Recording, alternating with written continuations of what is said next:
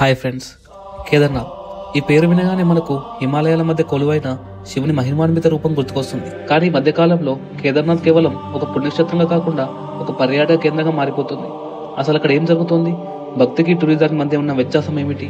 ఈ రోజు మనం ఈ విషయాల గురించి మాట్లాడుకుందాం. కేదార్నాథ్ ఆలయం హిందువుల పవిత్ర పుణ్యక్షేత్రంలో ఒకటి. ఇది దేశానికి 12 జ్యోతిర్లింగాల్లో ఒకటి. మందాకి నదిని ఒడ్డున మంచుతో కప్పబడిన హిమాలయాల మధ్య కొలువైనది ఆలయం. ఈ ఆలయానికి భారతదేశంతో అవినాభావ సంబంధం ఉంది. కురుక్షేత్ర యుద్ధంలో తమ బంధువులను చంపిన పాపం నుంచి విముక్తి పొందడానికి పాండవులు ఇక్కడికి వచ్చారని పురాణాలు చెబుతున్నాయి. శివుడు వారిని మాయరూపం దాల్చి తప్పించుకోవడానికి ప్రయత్నించగా భీముడు ఆయనను వెతుకుతూ కేదార్నాథ్ చేరారు. ఇక్కడ ఆయన నంది రూపంలో ఉన్న శివుని పట్టుకోవడానికి ప్రయత్నించగా శివుడి వెనుక భాగం భూమిలో ఉండిపోయింది.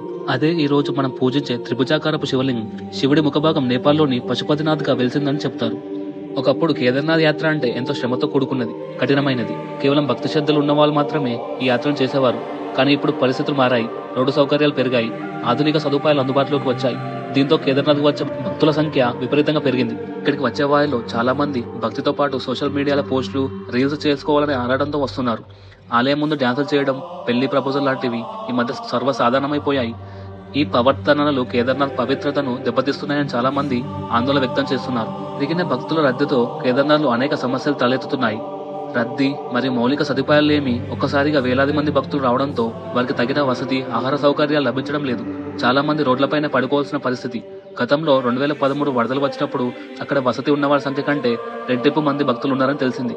యాత్రకు వచ్చే భక్తుల సంఖ్య పెరగడంతో అక్కడి సున్నితమైన పర్యావరణ వ్యవస్థపై తీవ్ర ఒత్తిడి పడుతోంది.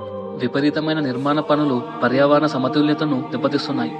యాత్రికులకు మోసుకెళ్లడానికి ఉపయోగించే గుర్రాలు, డోలీలు విపరీతమైన శ్రమకు గురవుతున్నాయి. డబ్బు కోసం వాటిని శక్తి మించి వాడటం, కొట్టడం వంటివి నిత్యం జరుగుతున్నాయి. ఇది చాలా బాధాకరమైన విషయం. ఈ సమస్యలకు పరిష్కారం ఏమిటి? కేదార్నాథ్ ను భక్తి క్షేత్రంగా కాపాడుకోవాలంటే మనం ఏం చేయాలి? నిబంధనలు అమలు. రోజుకు ఎంతమంది భక్తులను అనుమతించాలనే నియమాలను కఠినంగా అమలు చేయాలి. దీనివల్ల రద్దీని నియంత్రించవచ్చు. అభివృద్ధి పనులను పర్యావరణానికి హాని కలగకుండా చేపట్టాలి. ప్లాస్టిక్ వాడకాన్ని నిషేధించాలి. మనం కేదార్నాథ్ యాత్రను కేవలం ఒక విహారయాత్ర కాకుండా భక్తి శ్రద్ధలతో ఆ భగవంతుని దర్శించుకోవాలి. అనవసరమైన ఫోటోలు, వీడియోల కంటే ఆ అనుభూతిని హృదయపూర్వకంగా స్వీకరించాలి. కేదార్నాథ్ మనకు ఒక గొప్ప ఆధ్యాత్మిక నిధి. దాని పవిత్రతను కాపాడుకోవడం మన అందరి బాధ్యత. మన భక్తిని, ప్రకృతిని గౌరవించినప్పుడే ఈ దివ్యక్షేత్రం రాబోయే తరాలకు కూడా ఒక స్ఫూర్తిని ఇస్తుంది.